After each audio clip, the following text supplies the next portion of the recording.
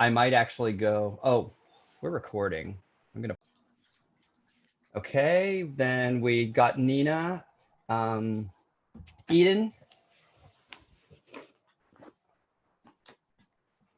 Did I hear you?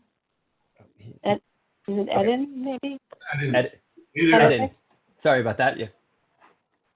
How's everybody doing? Good, good, good. You're here for the Headless Widow, correct? Yes, I'm here for the Headless Widow. I'm here to apply for the Sidewalk Cafe. Mm-hmm. Mary Loftus. Hi, I'm here to hear about the Dig Sidewalk Cafe. I'm just a member of the public. Okay. We know Jesse. Jesse Beck is on the committee. Herman Hewitt is one of our committee members. Ellen Lau is a committee member. Laura Sewell is with EVCC. Yes, hi. I'm just here in general to hear the new format and see what's going on. And we are interested in the Tsukimi application. Okay. Another for that. Then we have Kay Corndoer. Kristen, sorry. Kristen, that's okay. I'm just a member of the community. Same as Laura, kind of here to see how the new format works. And listen. Perfect. Okay. Sonia. Hi, I would like to actually join the board members committee, and also just want to see how things are going, how this new process is happening. Living in the East Village for a while now and wanted to be part of the entire community. So that's it. Okay. Well, welcome. Thank you. And we have Alex. Hi, my name is Alex Karras. Alex. Hi, I'm a member of the East Village community, have been for many years, and I also am a retail broker, and I represent the tenant for 157 East Houston Street, which they withdrew from this month's meeting, but hopefully next month's. That was for the Copelia 24-hour diner. But I just What's your last name? Karras, K-A-R-A-S, and I work with Winnick Realty Group. Now, one question, Alex. Are they planning on coming back next month? I don't know. No, I was actually asking Alex that just spoke. Sorry. He said he was representing them previously. There we go. Sorry about that. That's okay.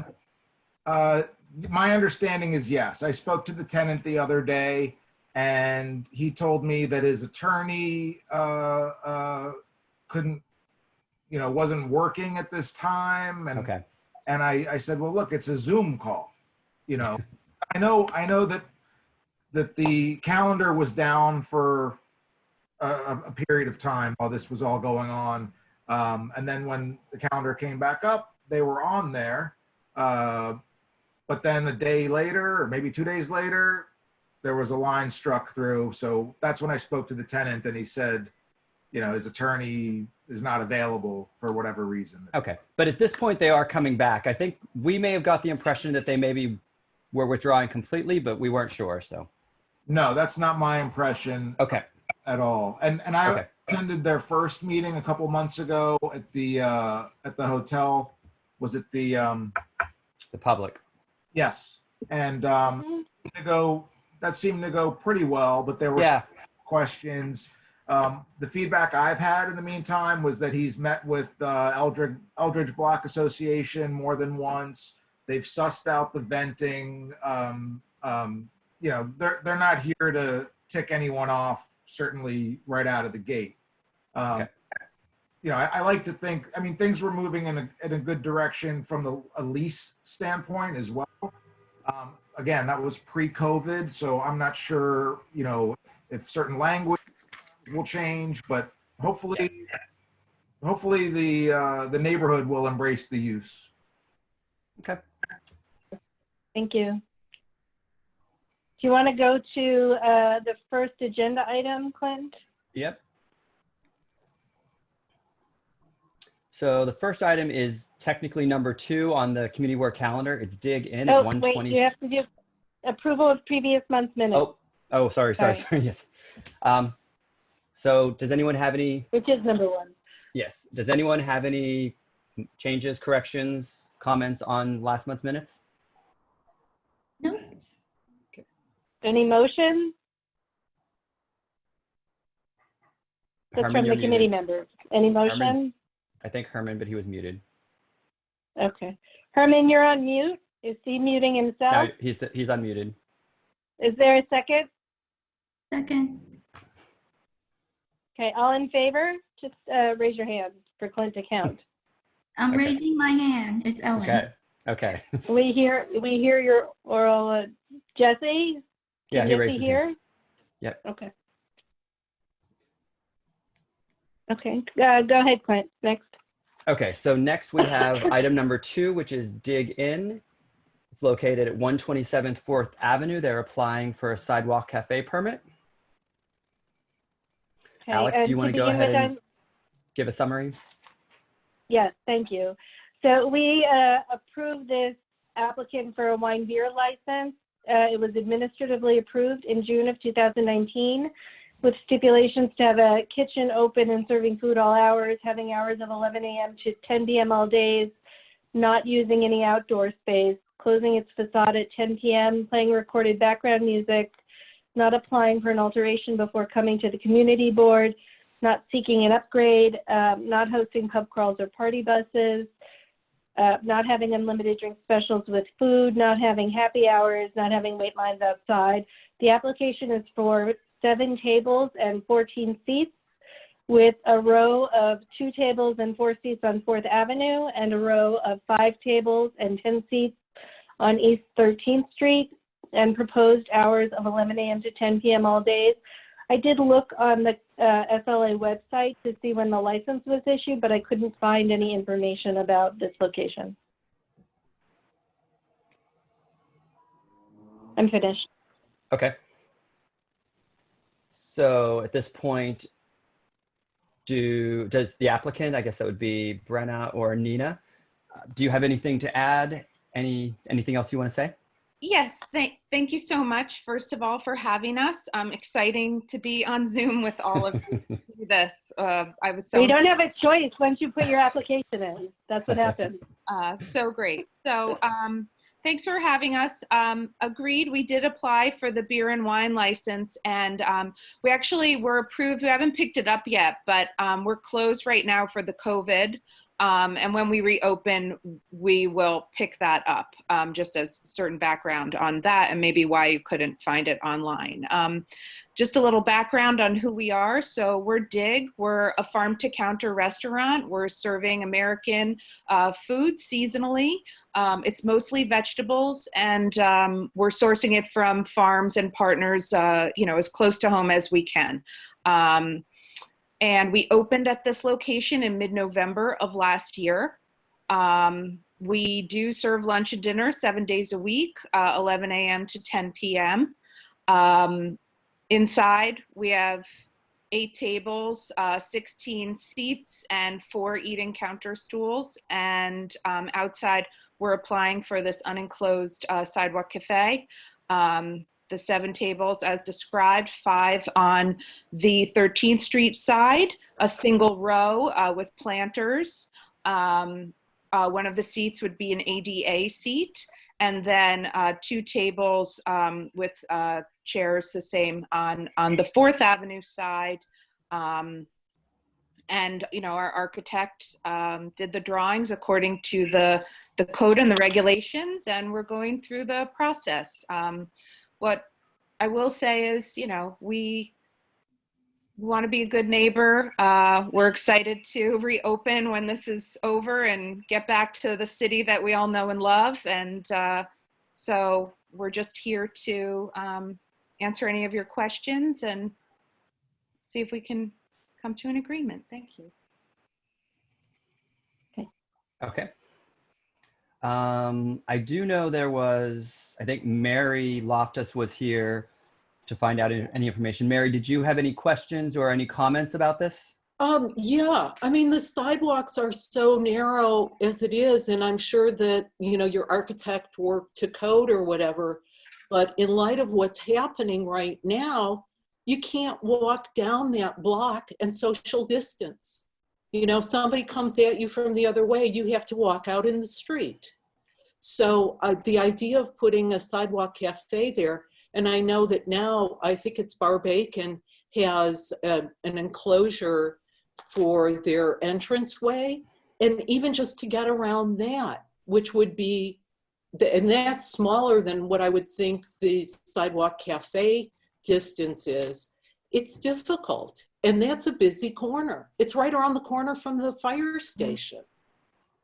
And there's a bike lane on 13th Street too. So there's a lot of traffic there.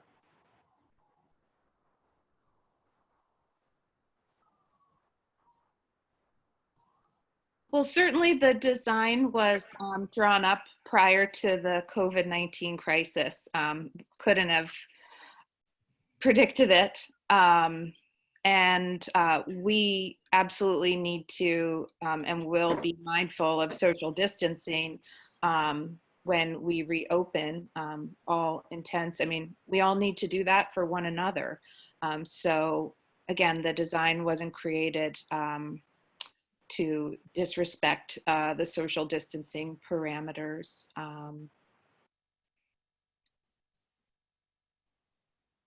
Yeah, I mean, there wasn't, I was trying to like see a layout or anything. Usually the applications are available online, and that wasn't the case right now, which was why I came in. It actually is online. If you would like to see it, I can share that. I can share the screen and show the diagram. Sure. Yeah, that would be helpful. Hold on one second. Let me just make this full size.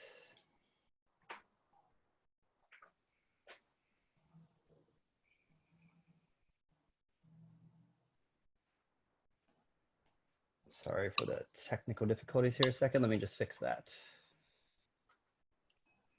I will say as an aside that if there are social distancing requirements that are that have been created pursuant to an executive order, the executive order countermands any existing law, rule, or regulation.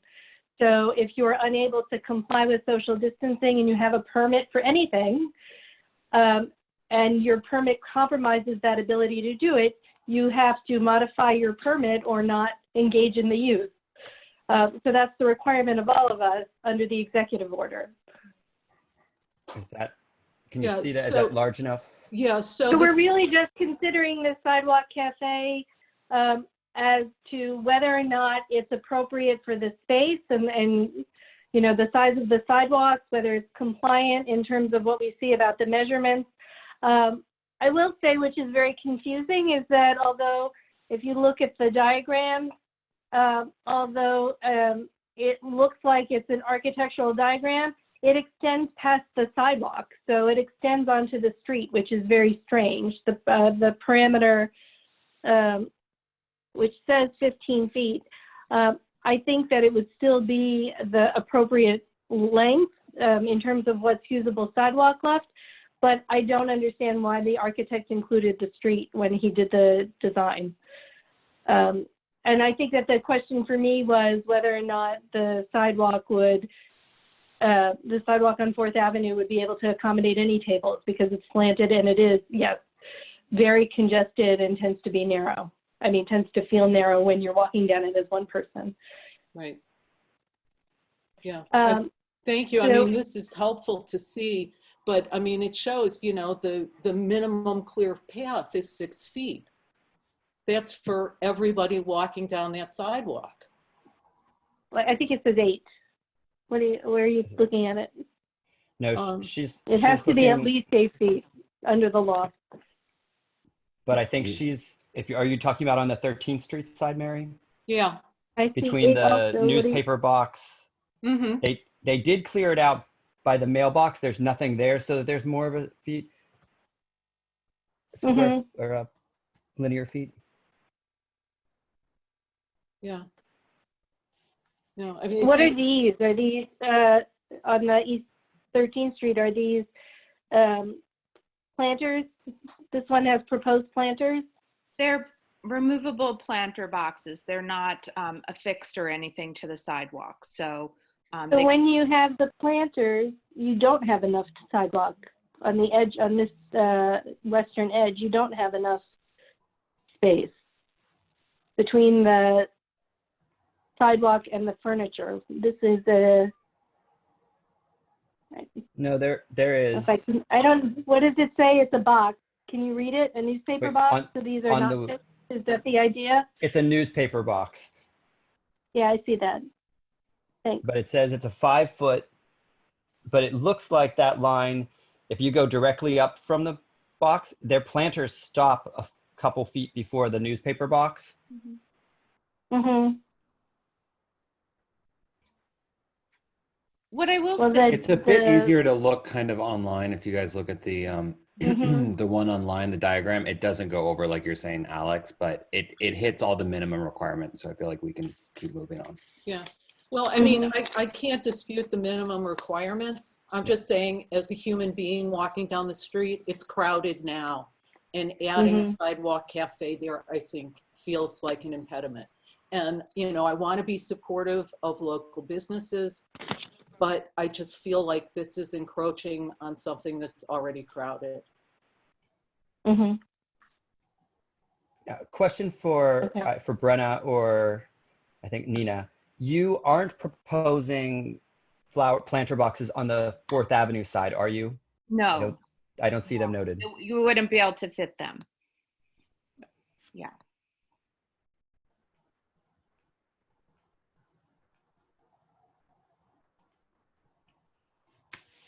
Okay.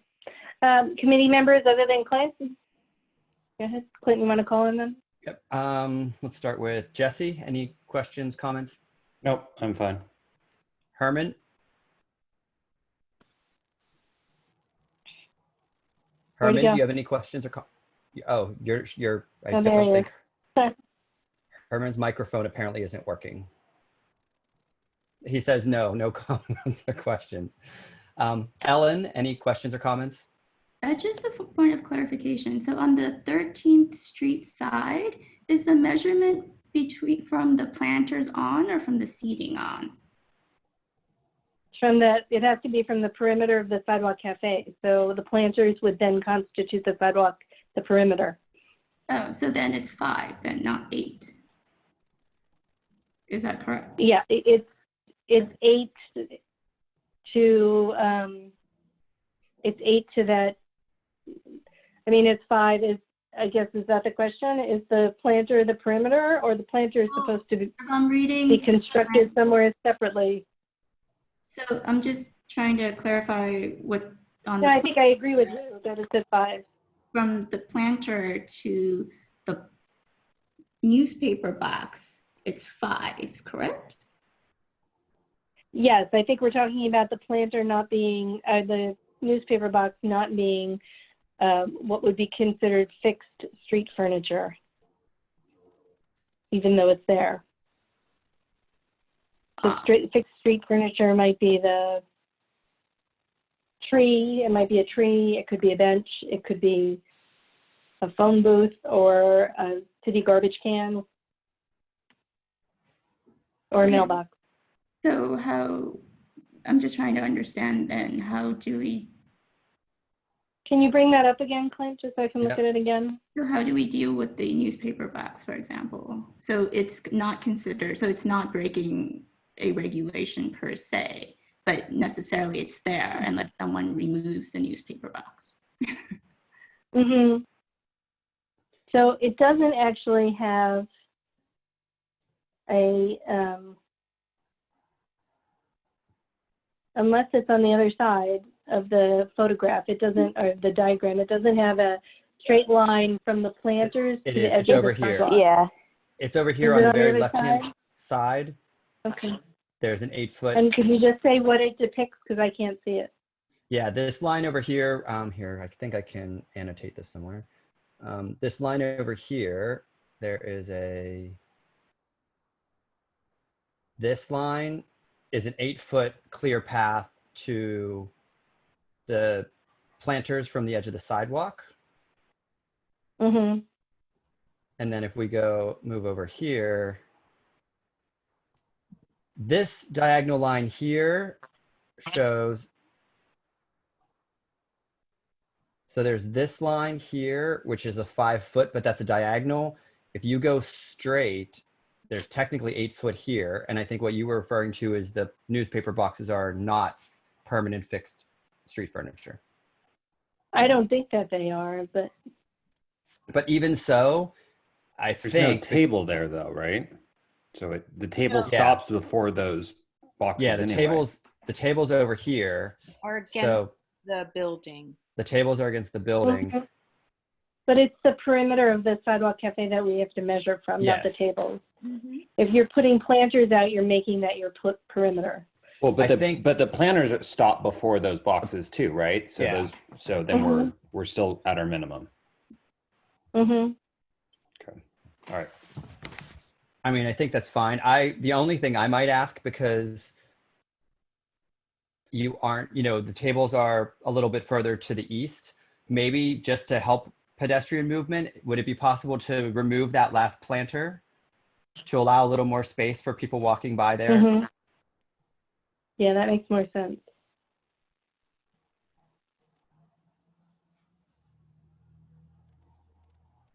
Possibly. Yeah. Just- I think just- we need to keep the perimeter out there of some sort, and then there's a clearance that's required for that, the Yeah. service aisle.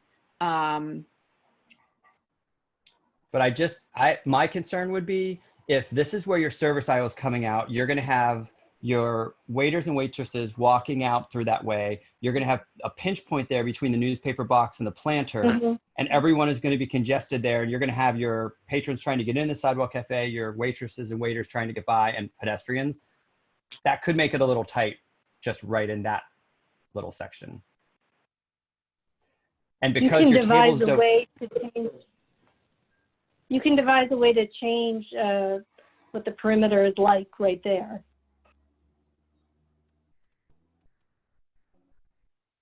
Doesn't have to be consistently planters. No, it doesn't. This is true. and I think if you're referring to the SLA's requirement about an enclosed cafe, I think as long as you have barriers around your tables, your cafe really isn't starting to where your tables, which is that oh wait, The there is table there. there is a table. Oh, I'm sorry. I was Yeah, that looking is at a that table. as, I thought that was a hat. I wasn't even seeing that chair there. That is a table. Yeah, Never- Mm-hmm. the one That's chair, Never mind. accessible. ADA chair. That's an accessible table with an ADA chair. I was sorry. I wasn't seeing that when I was looking at that. But I Okay. think the servers would come in and out through the 13th Street entrance on the far side. They wouldn't necessarily have to go. Oh, okay. So they would be coming out Come out either over side. here. And Gotcha. yeah, I mean, our experience so far of 13th Street is there is not a lot of traffic on that side. And I guess, who has jurisdiction over the newspaper boxes? I mean, whose are those? Why are they there? Can they move? Our experience of doing this at another location was, we have a Sidewalk Cafe up by our Columbia University location. We did not do a community board meeting for that. They just don't do it there. But our experience with the DCA was there was a lot of back and forth with them about all these measurements and all these types of details. So that's a pretty rigorous process. I think if you could even have those 2 newspaper boxes shifted, I think that's a good question. I don't know the answer to that. Do you know, Alex or Herman? I imagine that they have a permit to have them there. Mm-hmm. So you would have to be reaching out to the company or companies, the newspaper places that has them, or DCA, who may Or be the DCA. person who permits them. What I Mhm. wonder is if those 2 newspaper boxes could be shifted to the west to be closer to the signpost, I think that would alleviate the whole thing as well. There's a signpost right between the mailbox, signpost, and newspaper boxes. Right. Mm-hmm. Okay. Okay. Otherwise, I mean, Obviously, I we think, don't know if that could happen, yeah. but it's I clear that the issue is the edge of your Sidewalk Cafe on 13th Street ends up abutting the beginning of a series of street furniture and fixtures that may make it difficult to get by. I mean, the alternative is to shorten it by a table. But it works technically as now, correct? Mm-hmm. There's nothing wrong with it right now. We Yeah. can just put in that to make the attempt to try and move it, or ask them to cut it, It doesn't which work. cuts down on business. I don't no, think we can write it into the resolution. I don't think that we can write it into a change order. that's true. Yeah. No, All right. I think Please Alan, try it to does. do this. It can't be like a portion of the change order, which is something that regulates the cafe. So if this, okay. But So, if we're going to approve it, we can note that we think that the planters come somewhat close to the newspaper stands that are located And leave that determination up to DCA. on south of them on south of the proposed Sidewalk Cafe on East 3rd Street, and ask that a resolution be devised to perhaps create more space between the Sidewalk Cafe and the newspapers stand. yeah, I would rather try and Or move newspaper dispensers. I stands guess than they're called cut a table. dispensers. Mm-hmm. All right. Does anybody want to go to the making of a resolution? And with respect to Fourth Avenue, committee members, do you want to look at that? Or do you, are you not opposed, or you? I mean, I don't see how Fourth That's Avenue fine. would work out. I mean, it has 8 feet. It has the 8 feet of minimum clearance, which if It's if a it was lot. less, we could question it, but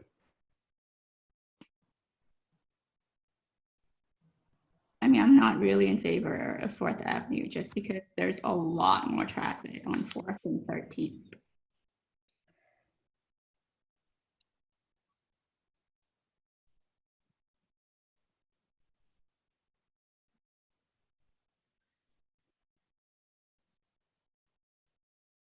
And this is weird because, can you pull it down? Are you able to pull it down? See how it measures the 8 feet from the line of the Sidewalk Cafe, but then the 8 feet goes out past the curb. No, if you go right there, see the 8-foot minimum clear path Okay, now I see it. to the curb. Yeah. It's a little. It's very confusing because he measures past the curb. Yes, that highlight. Okay. All right. So does anybody agree with Ellen with respect to the tables and seats on Fourth Avenue? Or want to be heard with respect to not approving on Fourth Avenue?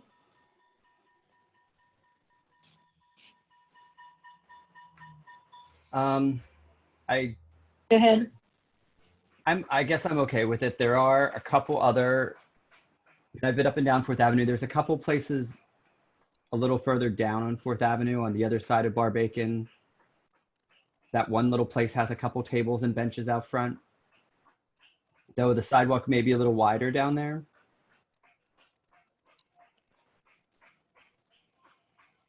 We have 8 feet, so I'm in support personally. Mm-hmm.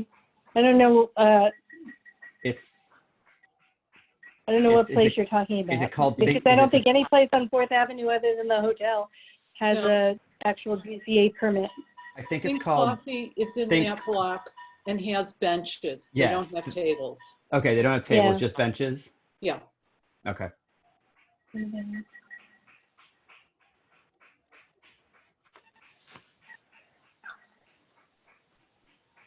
Okay. All right, so then there would be a resolution. The first whereas clause would state what the application is. The second would state what the application consists of in terms of what seats and tables they're requesting and at proposed hours of operation, and where the seats and tables would be located. And the third would say that whereas clause would say that we have a concern about the clearance between the planters proposed to be located around the Sidewalk Cafe on East 3rd Street, East 13th Street.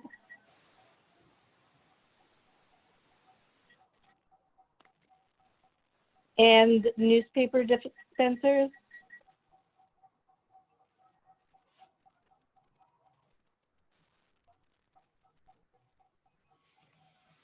Located south of the proposed, it's not south, it's north of the proposed Sidewalk Cafe.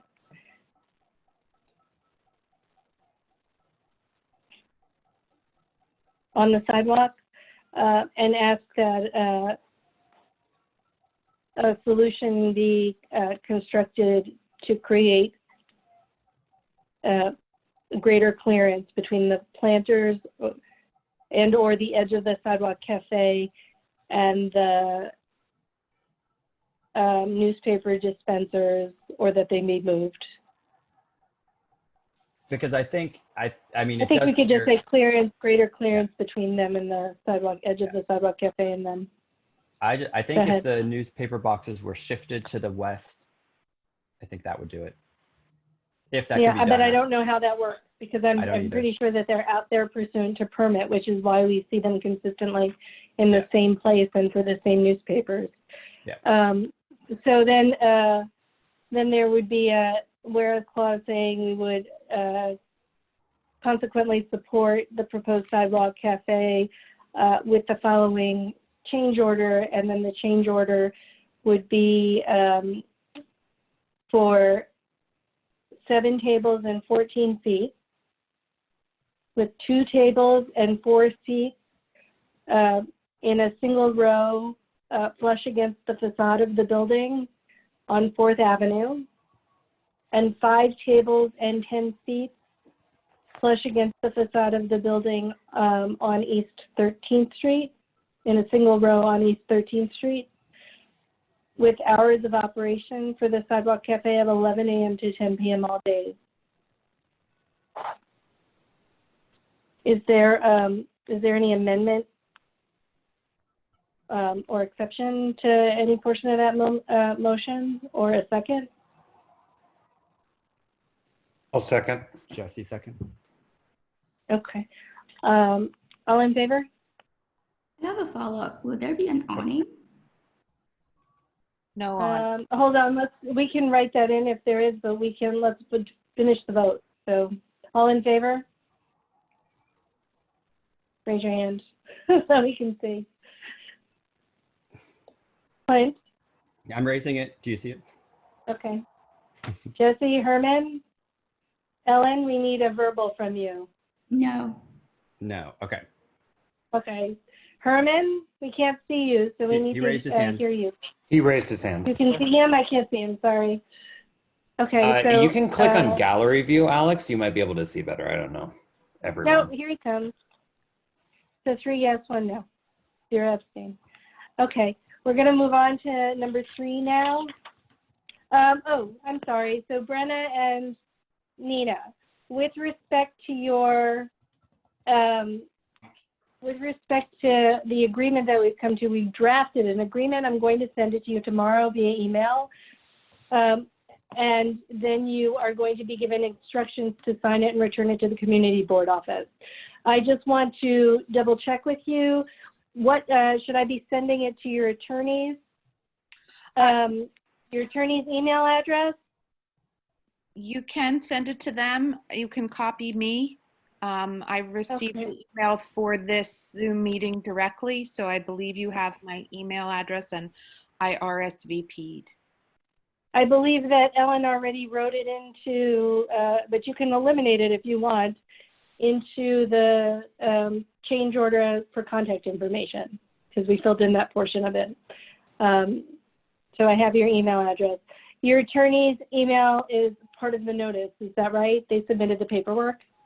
Pazetsky and Bookman, yes. Okay. Okay, so for the stipulation, Which Bookman is it? Max or it's Robert? Robert and Max. We work with both of them Okay. for a long time. Yeah, thank you. Okay, well, I know that Pazetsky does not submit things to our community board, so it's going to be either or. Thank you. Go ahead, Ellen, what were you going to say? so for the stipulation, it's still Brenna Miller as the contact, correct? Yes. Okay, and then Thank you. there are planters and there's no awning, correct? No awning, correct. Okay. And Brenna, as we said, your contact information is in the fillable form for contact information, but if you want to update or change that or put somebody else's contact information or add somebody's contact information, you could do that. Okay. Got it. Thank you. Okay. You're welcome. All right, moving on to number 3, which is the Headless Widow. Wait, I'm sorry. Never mind. Thank you. Yes, thanks. Take care.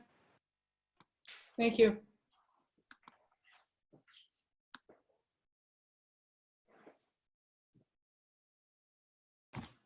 Okay, Glenn, do you so want- yeah, I'll go ahead.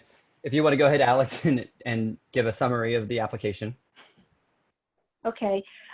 This is a business whose OP license we approved in March of 2019 with stipulations to operate a full-service American restaurant serving food all hours, having kitchen open and serving food all hours, having hours of operation of 4 p.m. to 1 a.m. Sunday through Wednesday, 4 p.m. to 2 a.m. Thursday through Saturday, closing its facade at 10, playing recorded background music, not applying for an alteration without first coming to us, having happy hours to 7 p.m., not hosting pub crawls or party buses, not having unlimited drink specials, not having wait lines outside, and having staff outside are responsible for controlling noise and crowds outside.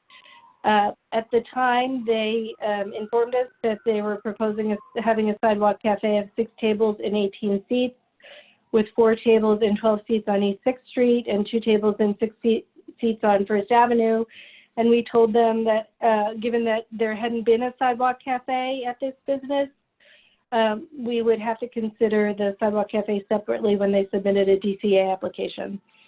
They're now proposing 13 tables and 26 seats with 8 tables and 16 seats on East 6th Street and 5 tables and 10 seats on First Avenue. They don't have any proposed hours of operation. The license for this business was issued October 4th of 2019.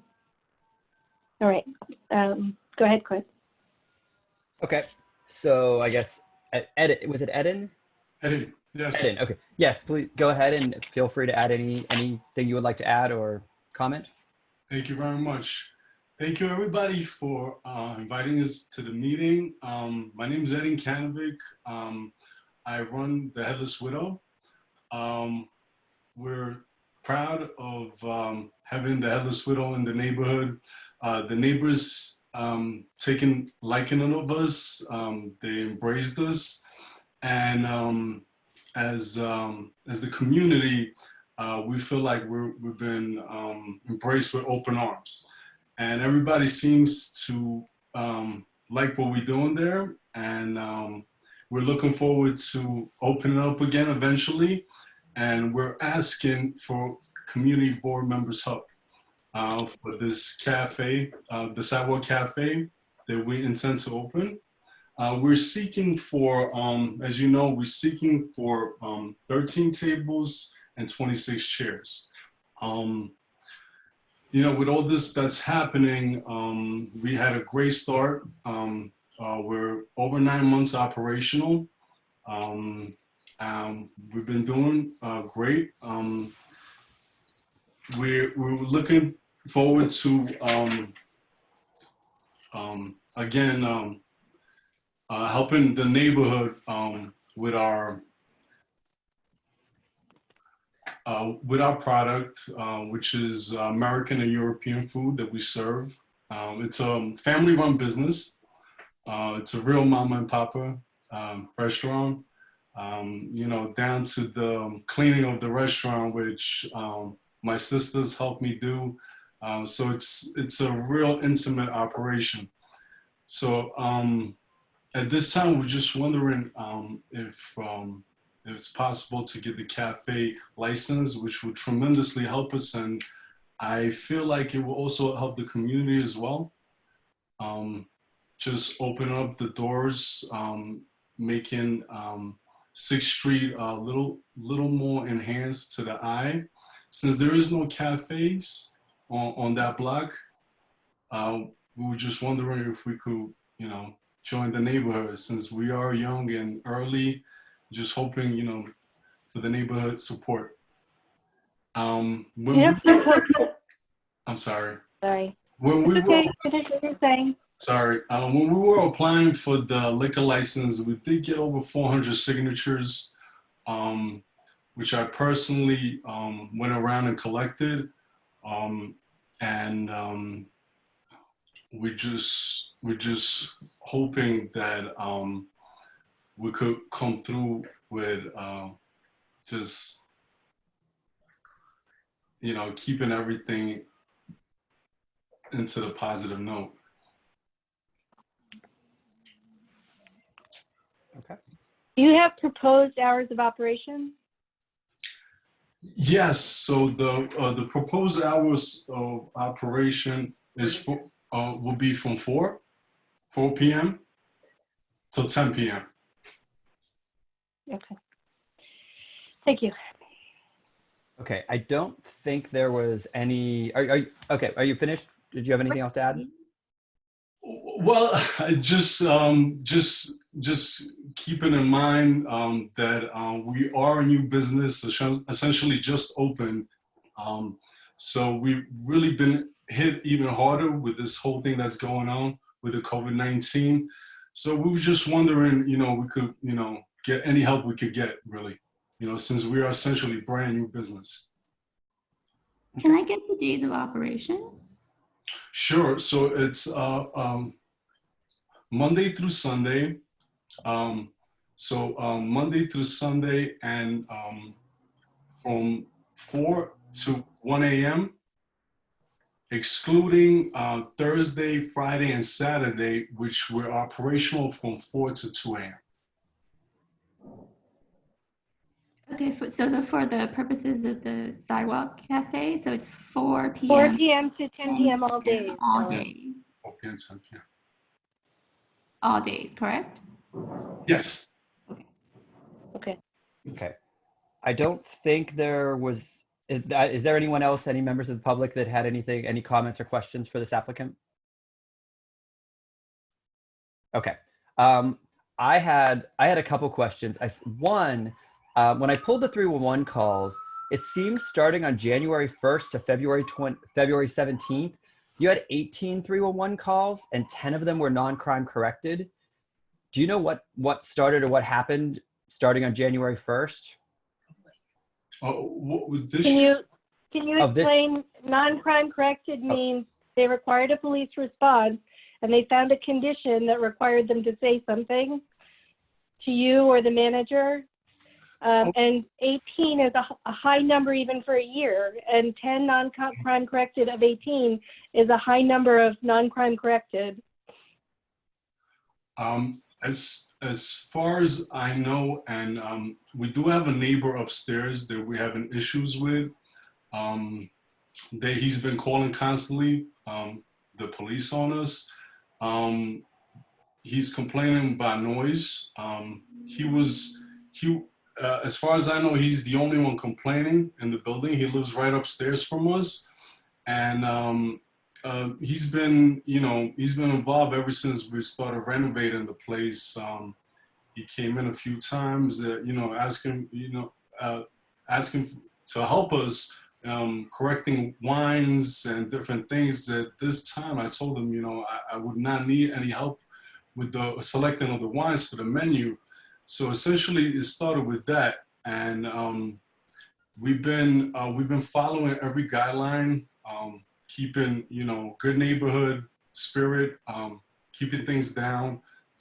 We're essentially a family-run business where our people come in from around the neighborhood, and as far as the complaints,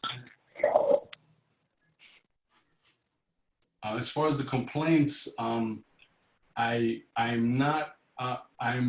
pretty much sure that he's been the one calling all the complaints. And our music is a background music. We do not have a DJ or any kind of amplifiers that will amplify any kind of noise for the neighborhood.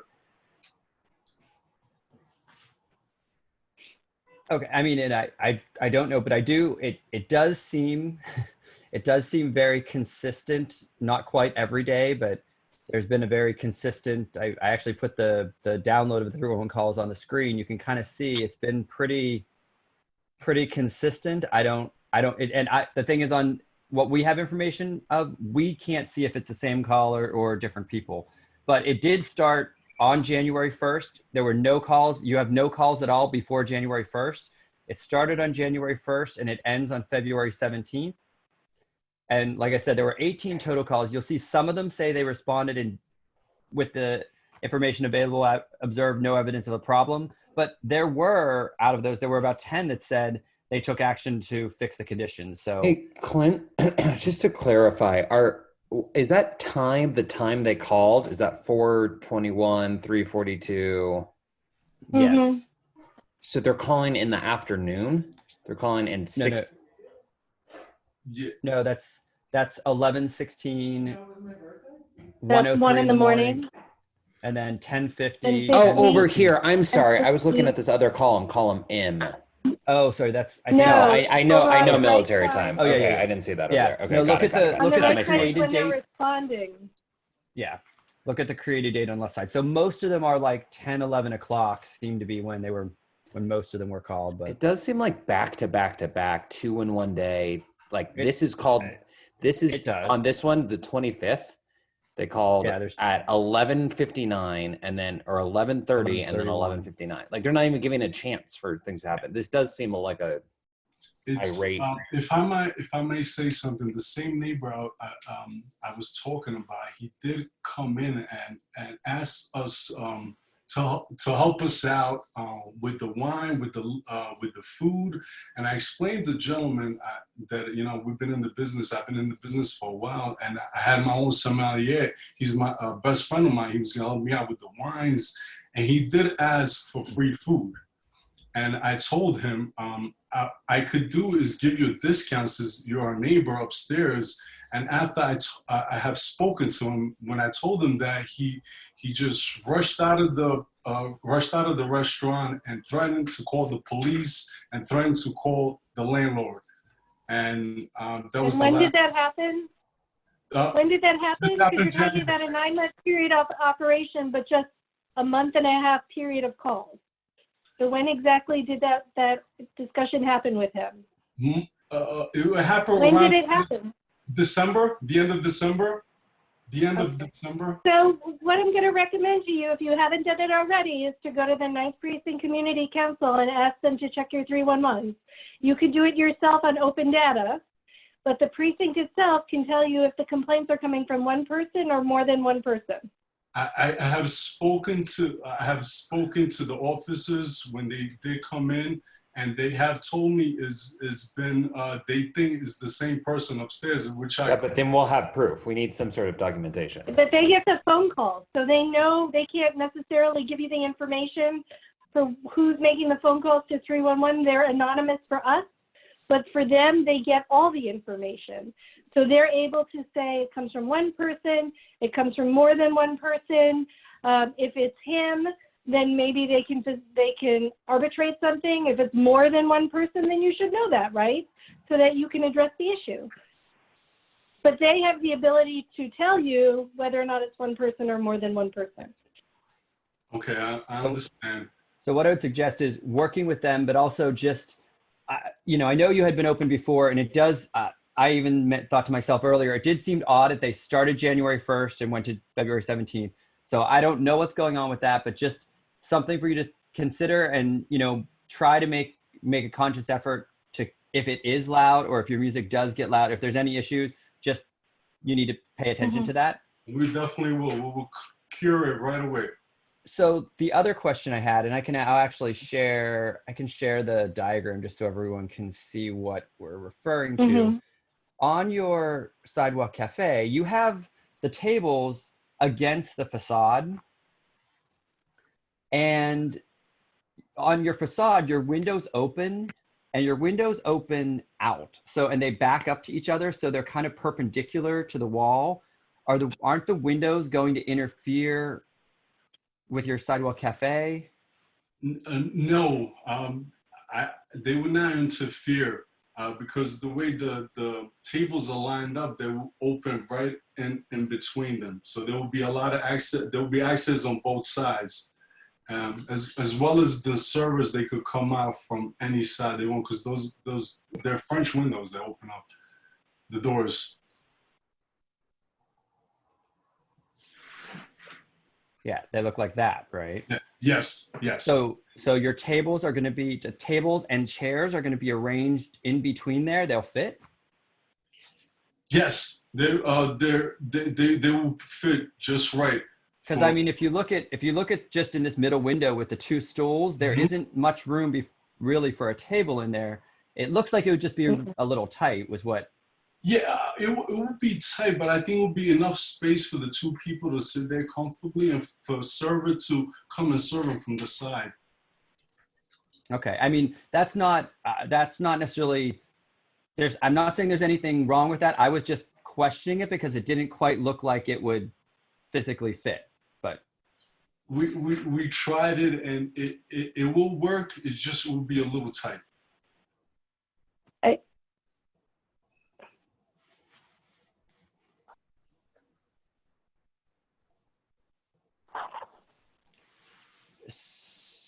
So I have one other comment too. If we're looking at the diagram, and this is kind of the same thing we were talking about with the previous applicant, on the First Avenue side, there's an existing garbage can, there's a mailbox, the traffic light. At the other side, there's the phone booth. Which are fixed furniture. Like specifically at the far end, I guess it would be the north end where the phone booth is. I don't think there's enough clearance there for a Sidewalk Cafe.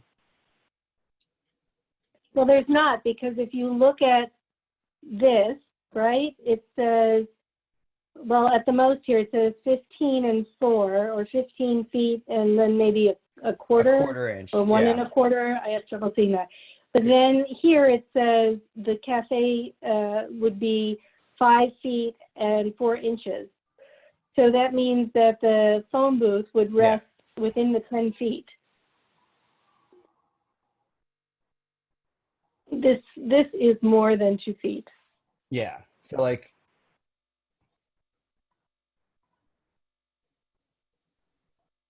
I don't think that there's enough clearance between your Sidewalk Cafe and the phone booth at that end for it to be there.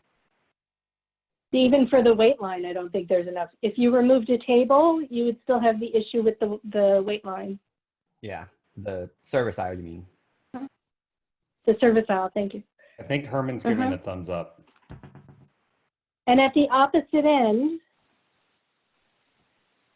right, you still have, this is 9 feet. They're measuring it as 9 feet, 8 inches from here, right? But then all this street furniture is here. So Yeah, I don't know how you're even within. Yeah, that's all fixed. That's considered fixed furniture. And you have to have an 8-foot clearance between the furniture and the edge of your Sidewalk Cafe, which would be this dotted line designating the service aisle. Okay. So I'm not quite sure how they came up with these plans, given the existing furniture on First Avenue. And I recognize First Avenue is very difficult to walk on just as a single person in this area. it's very narrow, and if there are a number of people, it's hard to get through. Even if the illusion is that it's much wider. Do you understand the issue that we're seeing with Yes. how the Sidewalk Cafe is constructed on First Avenue and how the street furniture exists? I understand, and I'm looking at it. I could see I could see what you mean by. But I was just wondering because the sidewalk is still it's 15 feet. It's over 15 feet. Yeah. So just wonder, is there a chance maybe we could get a few tables on First Avenue? I mean, Well, we're looking at your plan, and it doesn't appear that that can be, because your plan has 5 feet 4 inches for the single tables, and in order to accommodate a wait aisle, right? Because you need to have a wait aisle. That's at 5 1/4, which leaves a remaining 9 1/8 inches and a quarter. But then the street furniture is here, and your your architect or your designer didn't measure the distance from the tables to the street furniture. These are all considered fixed pieces of furniture. So there has to be 8 feet between them and the wait aisle. So I don't see the 8 feet between them and the wait aisle. Okay. I mean, I think the So garbage cans and this the distance here, mailboxes are out more than a foot, which is going to bring it within the 8 feet. so these two distances here between the edge of your sidewalk cafe, which includes the table and the service aisle, and then the distance between that and the mailbox, garbage can, existing mailbox, that's not meeting the required 8 feet that the DCA requires. And that's not our, I mean, that's not our requirement, that's DCA. I was looking at the middle seat. So let's get past the garbage can. So now we have 2 more tables there, and it seems to be enough clearance for those 2 tables to coexist. I don't know if it's enough clearance. If you didn't do the measurements, I would say maybe you could have 1 table.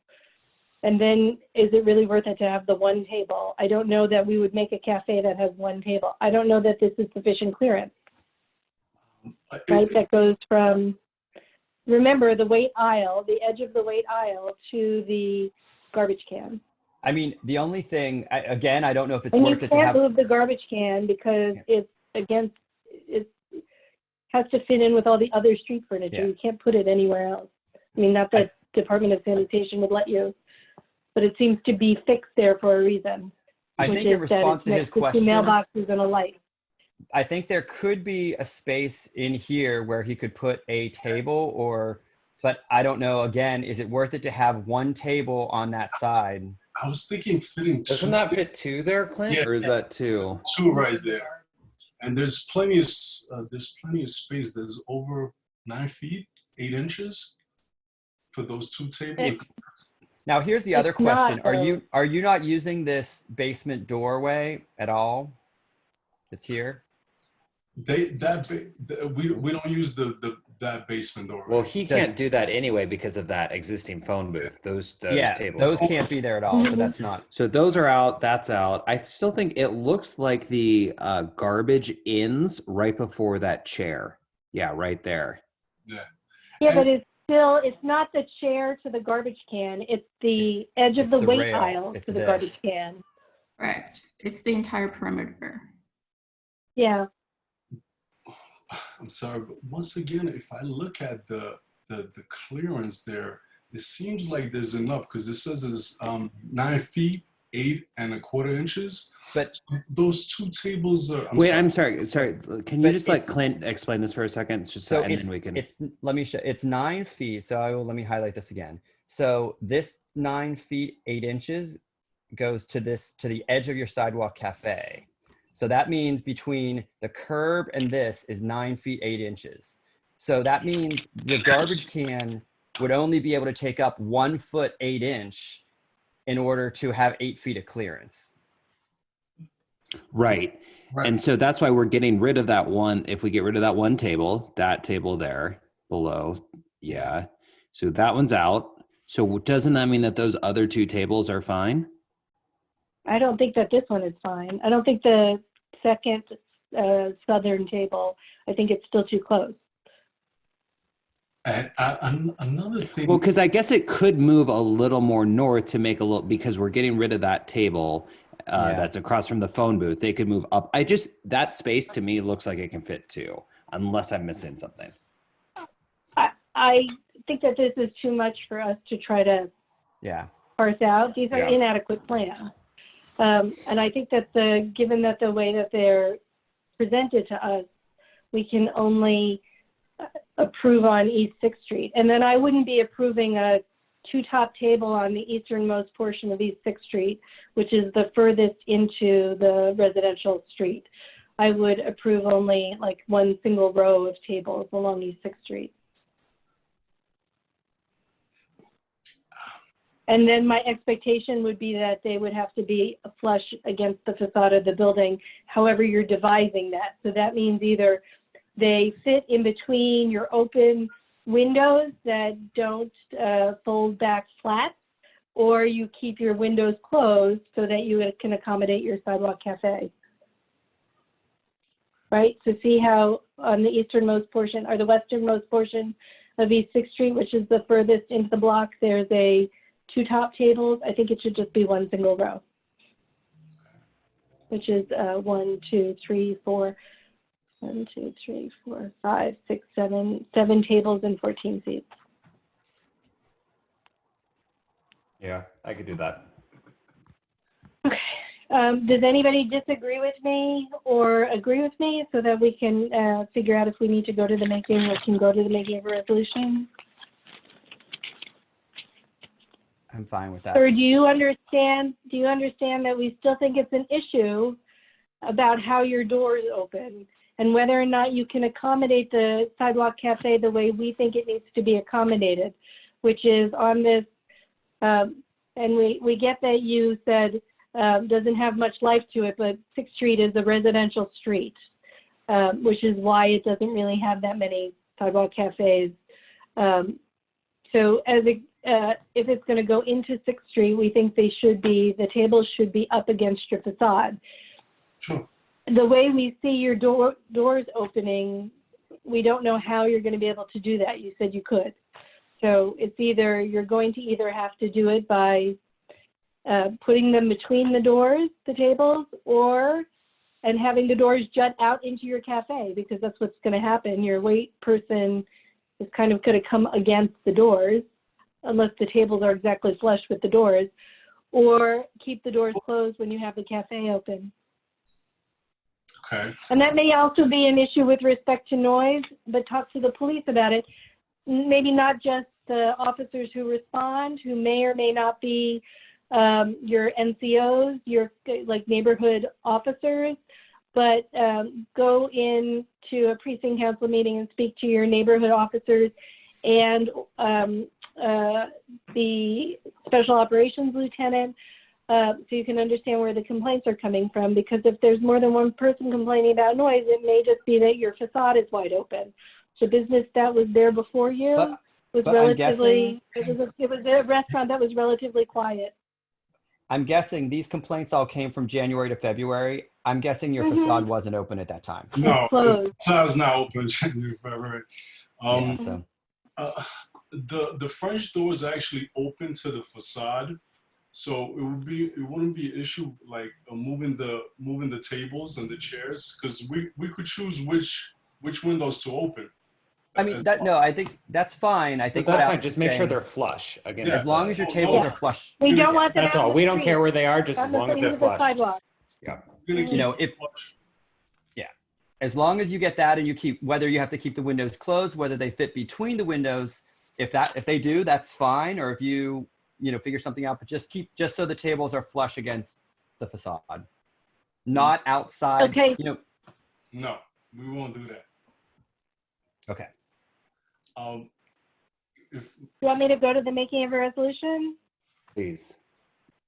Okay, so it'll begin with a whereas clause that says what the application is for, a second whereas clause, which outlines what the Sidewalk Cafe consists of in terms of number of tables and seats, where they would be located, and proposed hours. Having reviewed the submitted diagram, we have a concern about tables and seats located on First Avenue, because on the north side, they would be within, the north side table would be within, or tables, there too, would be within 8 feet of a phone booth. On the southern side, the tables would be within 8 feet of other street furniture, that being mailboxes and a garbage can. So would not approve. I could say that, wherefore we would then approve with a modification not to have a Sidewalk Cafe on the First Avenue side of the street, and limiting East 6th Street Sidewalk Cafe to a single row of 2 top tables against the facade of the building, and therefore would approve with a change order for, did I count them right? 6 tables, I think. 7 tables, I think. 7 tables and 14 seats in a single row of 2 tops against the facade of the building on the East 6th Street side of the business. Ellen, do you have that?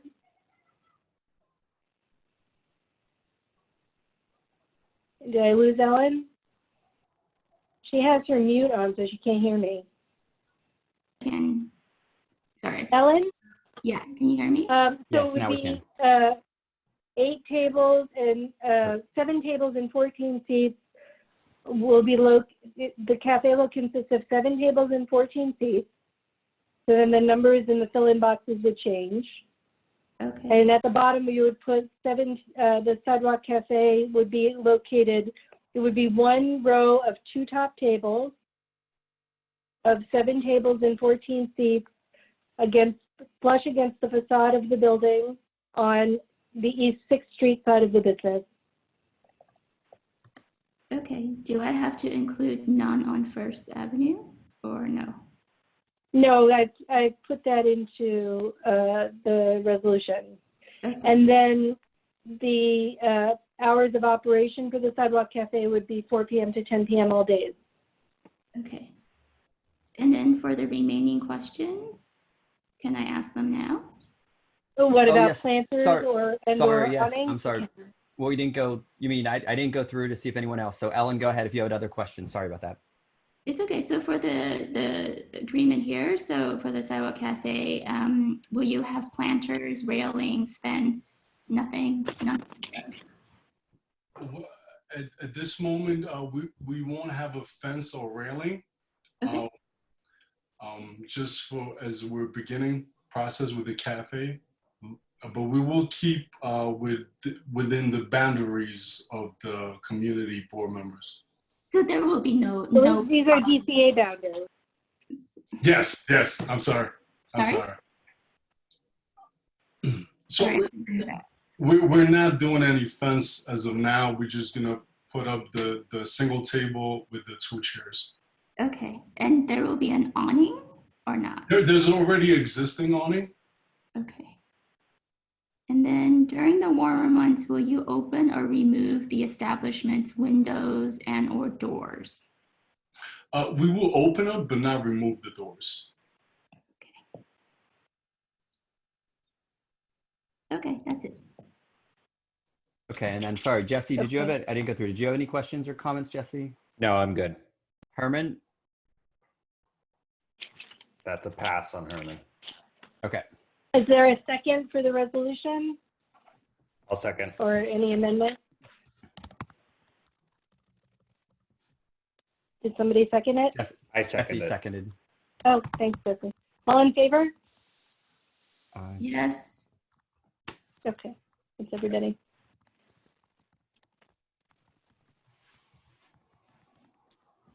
Okay, your contact information, Ellen, do you have his contact information? I have the 884-7835 number? Yes, yes, And the email, headlesswidow@gmail? yes. Okay. Okay, and do you want us to send that to your, the form tomorrow? Do we send it to your attorney and CC you? That's fine. That's Or- great. Or CC the Headless Widow? Yes, thank you. Okay. All right, thank you. Okay. Thank you all. Take Thanks. care. Thank you. Thanks. Okay, we're moving on to number 6 now. It's an application for an upgrade. This is a restaurant for whom we approved, administratively approved a wine beer license in February of 2017 with stipulations to operate a full-service restaurant with a Japanese kaiseki-styled tasting menu and a kitchen serving food, open and serving food during all hours of operation, with hours of operation of 6 p.m. to 2 a.m. all days, no use of outdoor space, closing its facade at 10 p.m., playing recorded background music, not applying for an alteration before without first coming before the community board, not hosting pub crawls or party buses, not having unlimited drink specials, not having wait lines outside. The license was issued November 1st of 2018. The business opened on June 24th of 2019. The application is as follows. It has a C of O 74 with 0 tables and 22 seats. The applicant has written in that the business now sits 14. The counter, sushi counter, is 16 foot by 8 foot by 12 foot with 18 stools.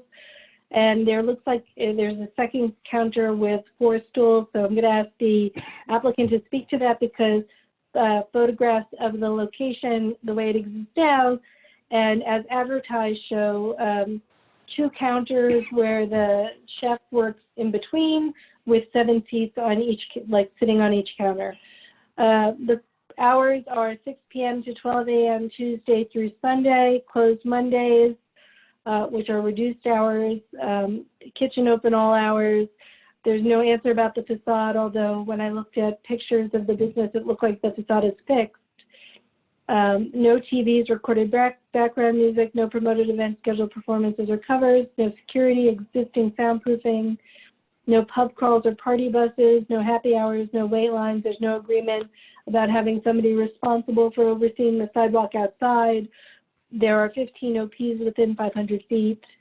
The applicant has operated a business at 177 First Avenue since January of 2017, 128 West Houston Street since September of 2012, and 15 Gridley Street in Saratoga Springs since April of 2017. The 177 First Avenue is a Little Tom Noodle Shop, which has a beer wine license issued March 2nd of 2017. 15 Gridley Street is a hotel with a hotel license issued October 25th of 2017, and I couldn't find any SLA history regarding 128 West Houston Street. There was a letter submitted by the 9th Street A1 Block Association in opposition to this upgrade, citing too many licensed businesses, the fact that it's mid-block on a residentially zoned street. This is R8D zoning, and that other nearby Japanese restaurants have beer wine licenses.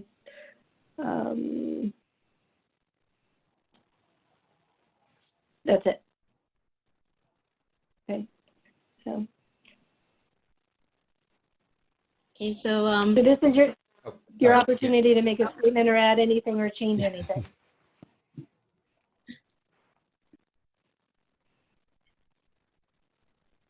Karen. okay, so am I up? Okay. Yes. So go ahead. I'm Karen. Karen Lin. I'm one of the partners at Tsukimi, and thank you all for making the time and for putting this on the agenda today. So just a little bit of background. So kaiseki style restaurant. So that basically we're like a traditional Japanese multi-course restaurant where we serve like a progression of dishes throughout the evening. It's seasonally focused. We change our menu according to season. Again, our focus is more on the progression of the meal and the service, and kind of give like a deeper culinary experience for our guests.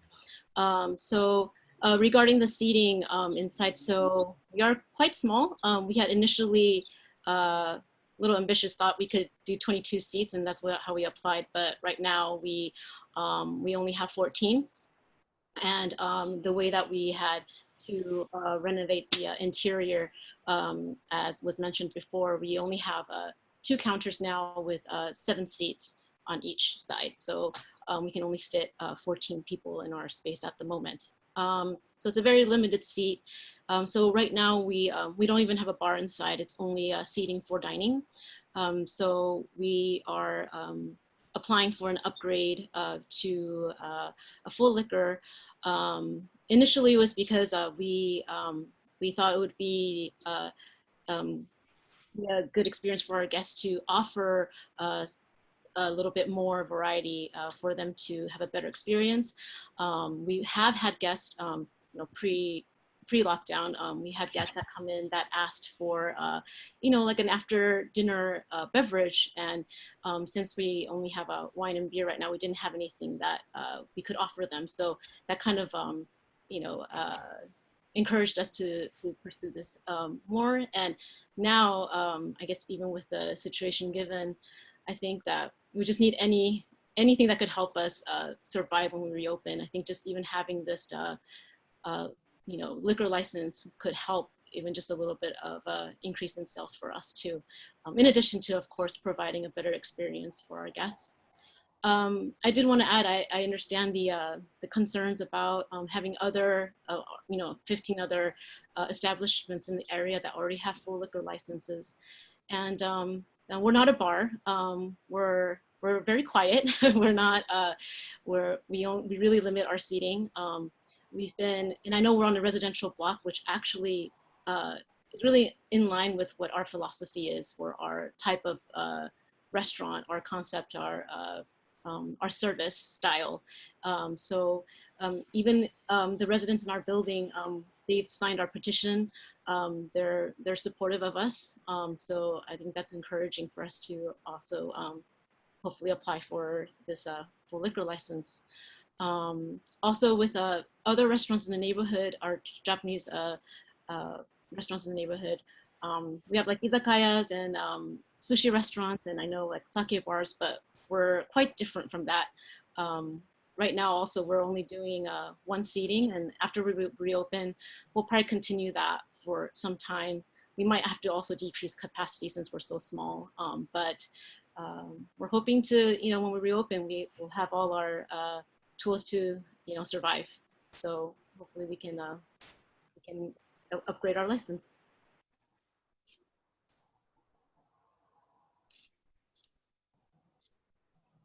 That's all. Okay.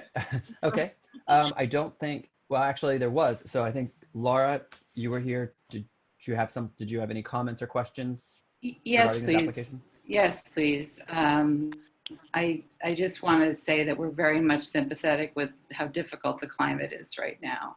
We're doing everything we can to support local businesses. We just launched a map of what's open and who's delivering and all of that. And I realize that, your model it's a $200 per person, very, exclusive experience. It's not something you can send out via Uber Eats.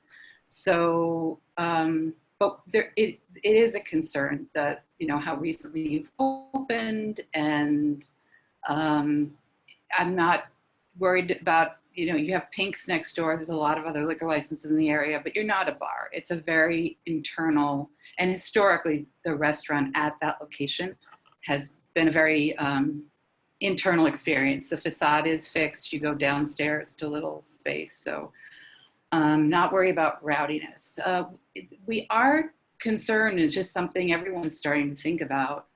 If you don't come back the way you expect to, or if something changes, that we're licensing a place that potentially, could become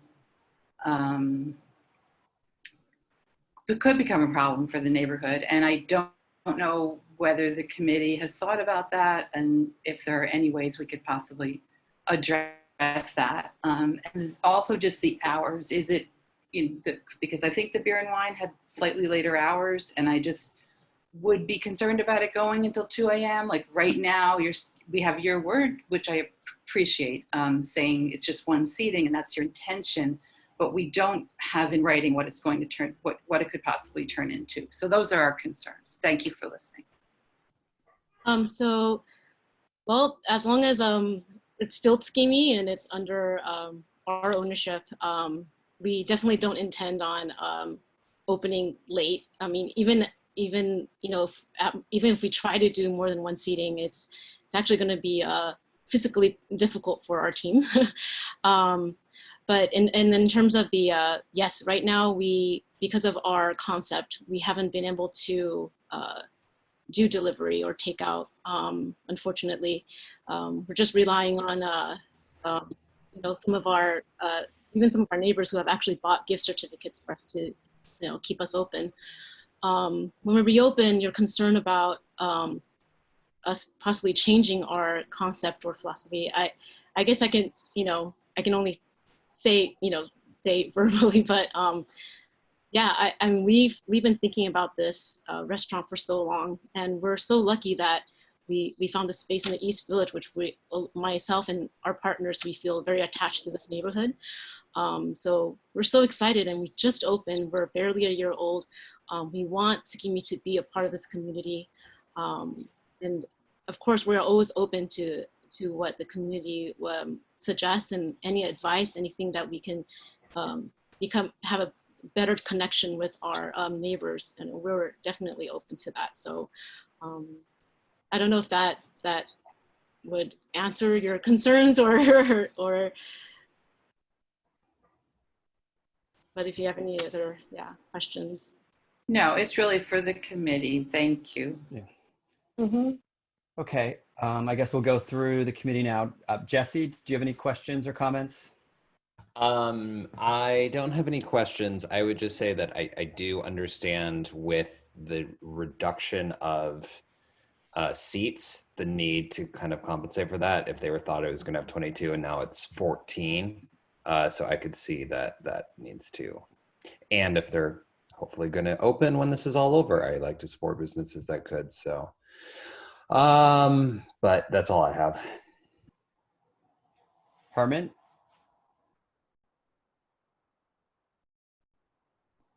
We can't hear you, Herman. He says no, Okay. yes, maybe, but no questions.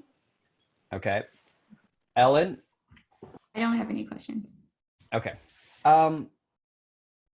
I only kind of pause on this because of the fact I truly think if we were to give an upgrade, I think you are the type of business that is legitimately a restaurant. I don't think you are a bar, have any intention of being a bar or drawing a bar crowd, and your hours are till midnight.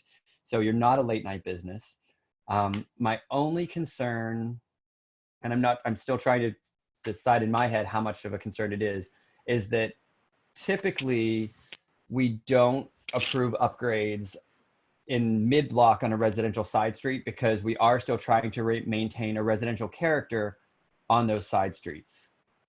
And it is, if it was a previously licensed location, that would also be, it would probably make it a lot easier for me.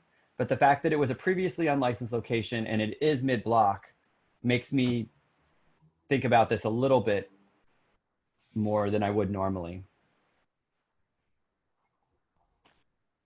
Mm-hmm. But we have talked about, one thing we've talked about in the past is if we are going to issue upgrades, is it to people that we feel are,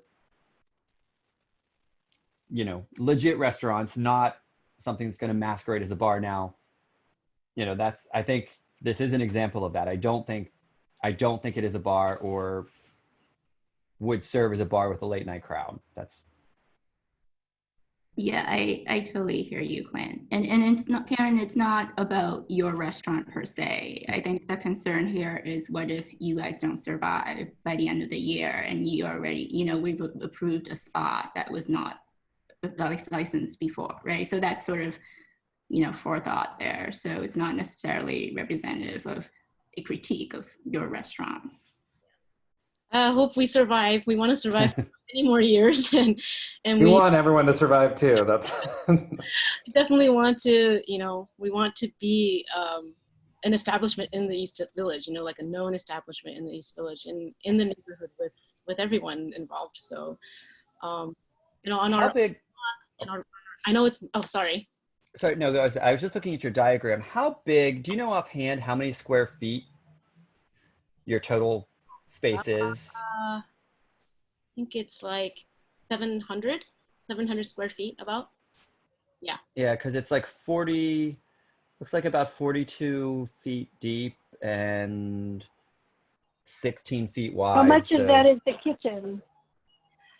The kitchen is slightly smaller than the dining room. Kitchen looks to be probably about, the kitchen is 130 square feet, so it's like 10 by 13. Oh, here, it is on there. So the kitchen is 130 square feet. The main room is 470 square feet. So you're like 600 square feet, even a little smaller than you thought.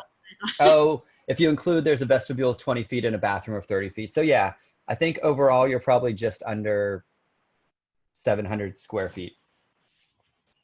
Yeah, I understand. I understand the concern is more if we're not there anymore, I guess. That's the yes. Then what are we stuck with? Like, so, but yeah. Because they seem to last interminably, licenses. So I have just a couple of questions. You're maintaining the method of operation, which, as I understand it, when you say kaiseki style menu, it's a 12-course tasting menu.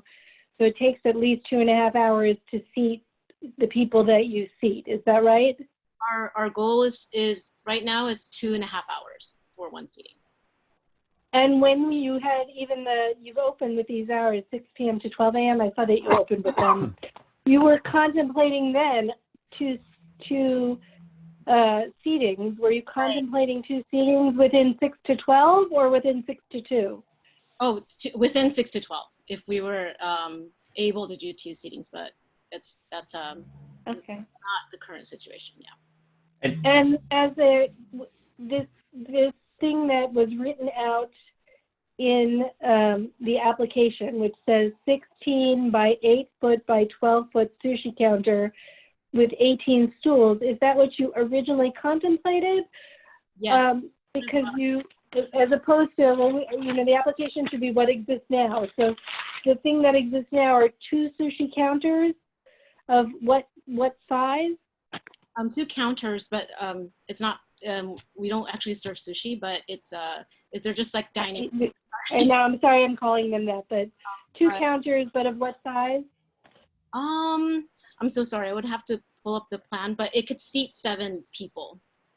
With like enough. So is it 10 to 12 feet or 12 feet for each counter? It's 7 seats per counter, so it's 14 total right now. No, it's 7 seats, but I'm talking about feet. 7 seats per counter, yeah. Yeah, so you wouldn't necessarily want to have 1 foot per person, right? Especially when they're eating. Right. So you have a little more than 1 foot per person at least. Yeah. But that's why I said, can you approximate the length of the counters just so I know them? Let me try to remember how. So we have, it was like 2, each counter is 15.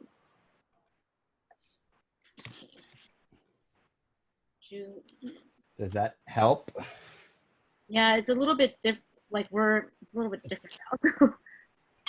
Well, this is what you originally were proposing, yes. Right? But this is not what actually exists.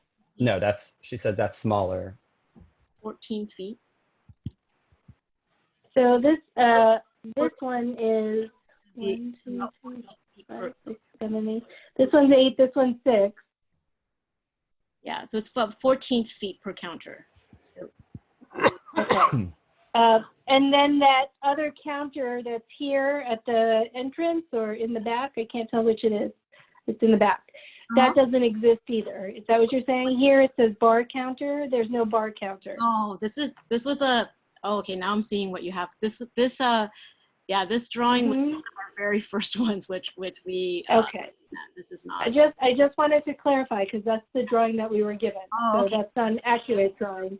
It's just two 14-feet counters on either side of where the service happens. Is that right? That's correct, yes.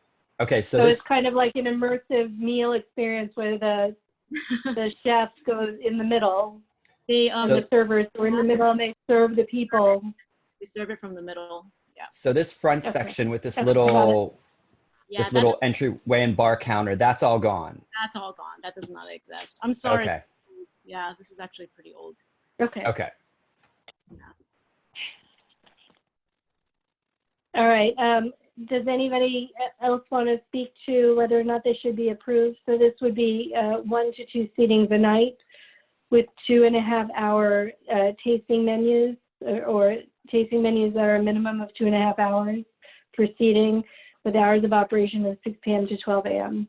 And even though the wine beer license was checked off for closed facade at 10, it has a fixed facade.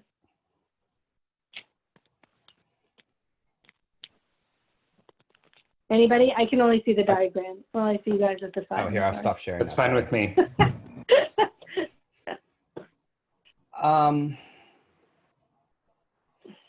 I think I would be okay with this, maybe reluctantly, but, and nothing about your business, Karen, but just in general with our, our kind of history and what we generally approve. But I think given the size of the space, given their business, and I think approve this.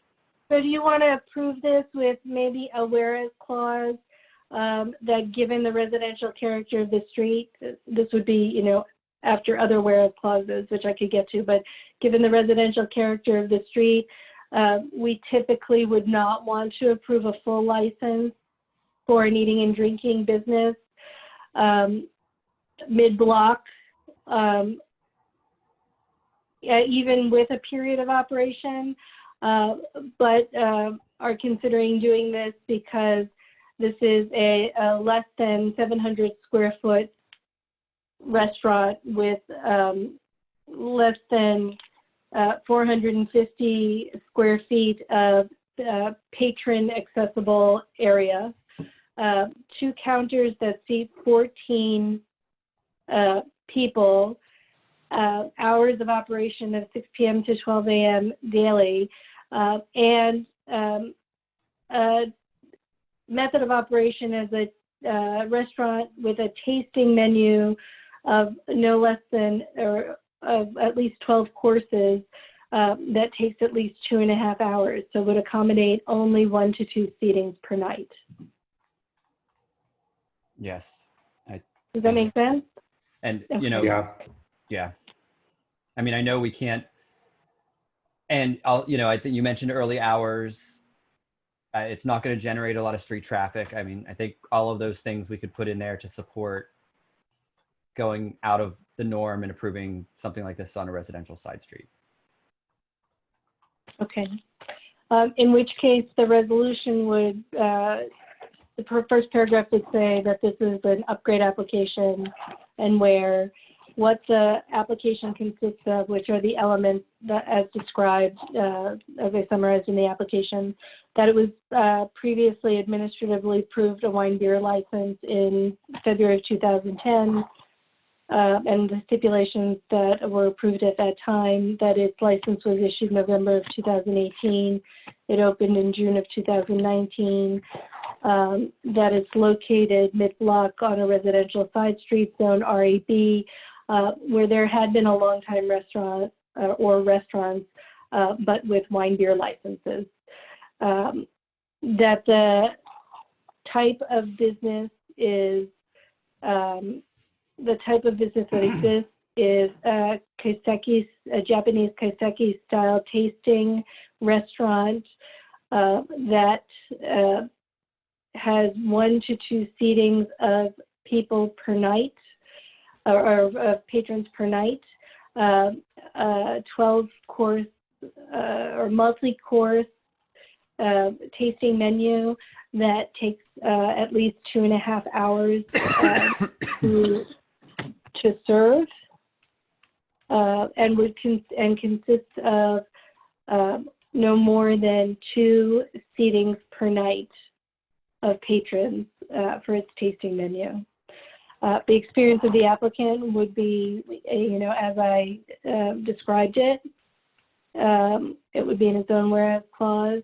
We would put in the whereas clause that I suggested with respect to its location and how we view this, but that given that this has limited hours, very limited seating and seats, or limited seatings and seats, we would approve it with stipulations.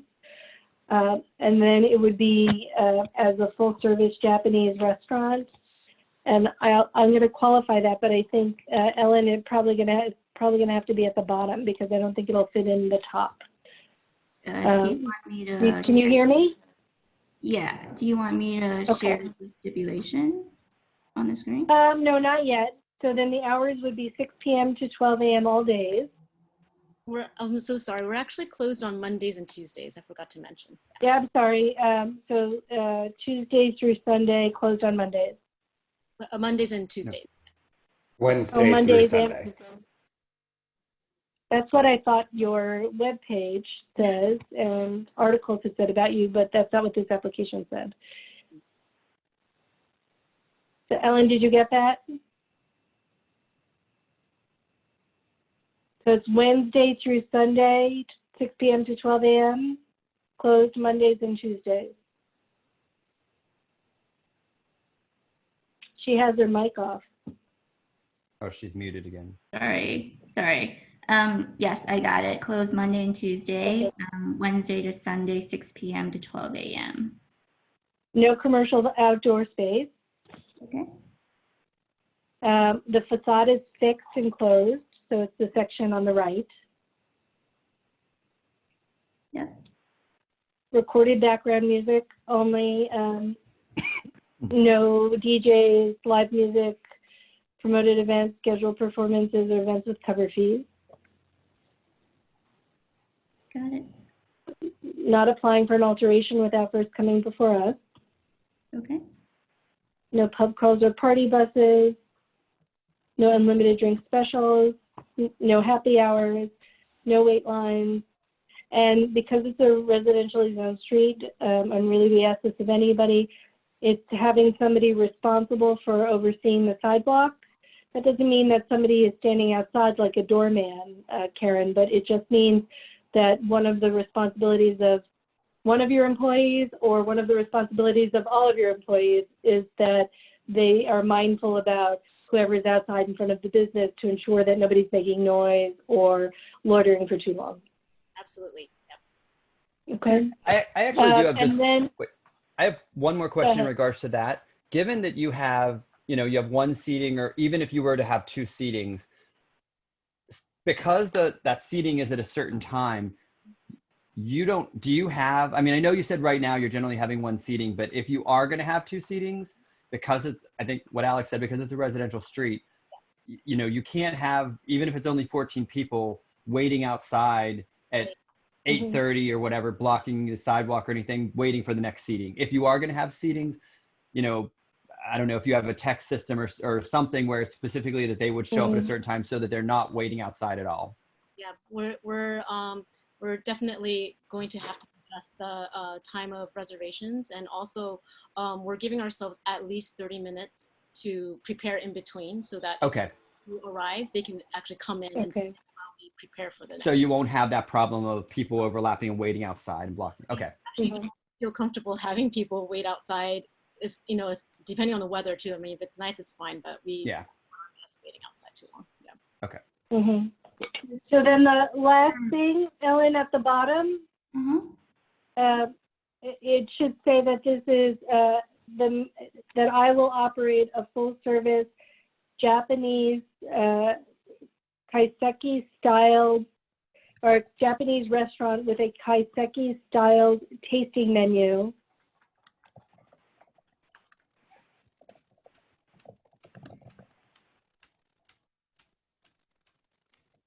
Consisting of multiple courses, and we'll have 1 to 2 seatings per night.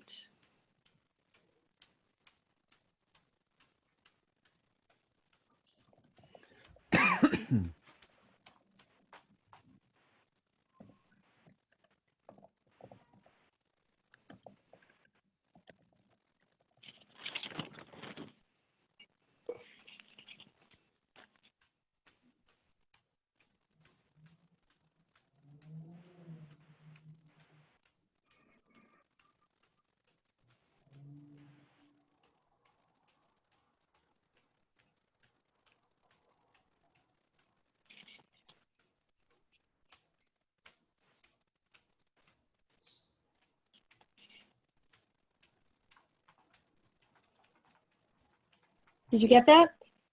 Yep. And I should also add in whereas clause with respect to the letter from the 9th Street A1 Block Association and EVCC.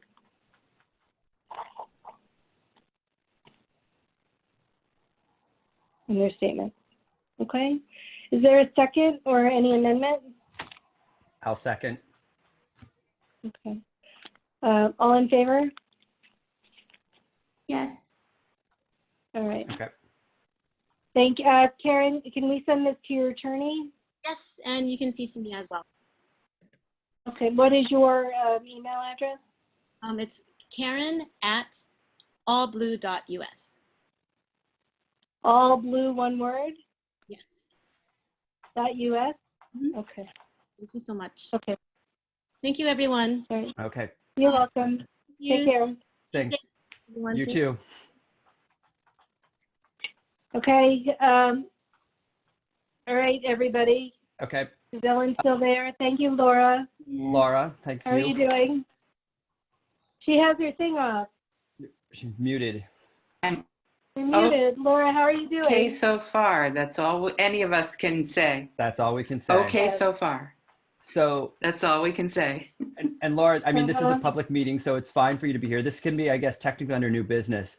We've been thinking for a while about, and you actually might have some input on this. We've been thinking for a while about, because we've been getting so many of our admin approvals that are coming back in 6-8 months for upgrades.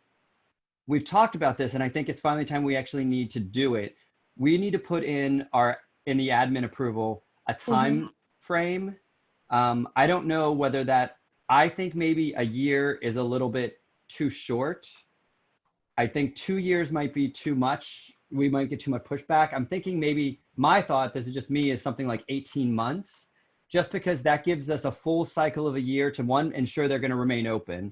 2, we get through all of the seasons, because even if they open in July, Yes. they may not really get started until August, September, October. They miss the summer. If we give them a year, it's not, if we do 18 months, I think that gives us enough time to really see how they're operating. Does anyone Also, else have any? businesses are different from season to season. Yeah. Yes. They can be. They can be different. They can be consistent also. Does Yeah. anyone else have any thoughts on that, or? Herman agrees. Jesse, Herman, Alan? We're saying all administratively approved have to wait at least 18 months before they come to us for Yes, an we would put upgrade? that in. We would put that in. Right now, there's no time limit in the administrative approval. They just have to adhere And we've to been the. talking about a time limit. But is that solving anything, or is that creating a problem? Is that creating a solution and trying to find a problem? Like, No, if people I are think- coming to us and saying, and if this is the case, then I'm on board, because you guys have been doing this longer. But if people come to us 3, 4, 5, 6, 8 months after they've applied, we're going to make that argument. We're going to say, has this been long enough? I just don't see creating a rule for something that we'd already mentioned, unless I'm missing something.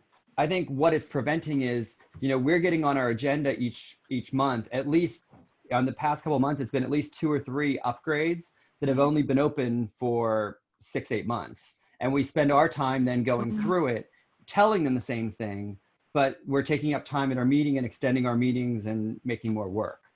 If we had set time, and even if we made it, even if we at least made it a year, I'm not necessarily 12 opposed. to 14 sounds a little more comfortable to me, but I'm open to discussion. I just kind of picked 18 months because I feel like, for some reason, I feel like 12 is a little short, just to really see how they make it through all seasons and how they are as an operator. I think 2 years is probably too long. That's why I just randomly picked 18 months. But is that giving them any sort of flexibility? I mean, again, just to play devil's advocate on that for a second, but like, is that giving them any flexibility on they open it and things like the woman we just had, and they thought they could fit 22 people, and let's give them benefit of the doubt. They had 22 people and then that could work, but they realized they can't fit that many people. They needed 14. And it also took them a very long time to open. Open. So we heard them so in like February those things, 2017. They got a license at the end of 2018, and it still took them an additional 8 months to open their business. So their opening process has really been, in that case, it's really been extended. I get what you're all saying, and I do, and I see where we're going. Again, just to play devil's advocate, because I'm also hesitant making a rule during this time when we're about to lose a lot of businesses. I don't know, but because we're about to have a lot of people come back and be like, hey, I don't have any money and I don't have any workers. I don't know. We don't know what's going to happen. I'm open, but it's frightening. It's a frightening time for small businesses. Well, I don't think, I don't think that rule. Yeah, that rule will not make much of a dent in this circumstance. Like if they're already open, circumstance, but if they're already, so it won't go back. It won't go back. We're saying new businesses because they don't have forward. They don't have it in their stipulations. Right. If they've already had an admin approval, that stipulation isn't in there. I just don't. I hate to put undue burden on. Well, I don't think it's. I don't know, but here's the thing. I don't think it's an undue burden because they don't have to apply for an admin process. They can come to us otherwise. So you say, so instead they could come and say, we want a full OP right off the bat. Yes. Rather than this. Okay. The admin approval. So I think the admin approval is a part benefit. Part of the concern is that they're using the administrative approval process to get, a foot in the door. Yeah. To then seek the upgrade much sooner when we maybe wouldn't have approved them for the upgrade at all. So, we want some good faith to go into the administrative approval process that you're actually, the type of business that we're seeking to administratively approve, not one that just wants to, circumvent the process of being heard and really understanding what your intentions are. So if I understand, that makes sense. So if I understand this correctly, like if I'm a new business and if I'm a new restaurant and or bar or pub, a tavern, and I make a good faith effort. So I would come in and I am not administratively, I apply for just beer or wine. Then I would not have this rule put on because I'm like, I'm coming to you. This is what I want to do. I've gotten this petitions. I've gotten other things.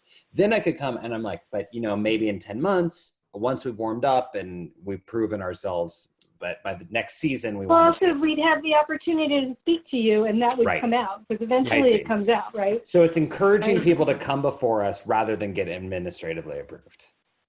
Well, to come before us if they want their business to evolve in a certain way within a certain amount of time, as opposed to there are a block of businesses that fit into that administrative approval that are like the wine bar that just stays open till 12 and has recorded music, or the restaurant that is open till 11 is a sit-down restaurant, like Italian restaurant only wants to have serve wine, right? But is getting the beer wine license because they come together.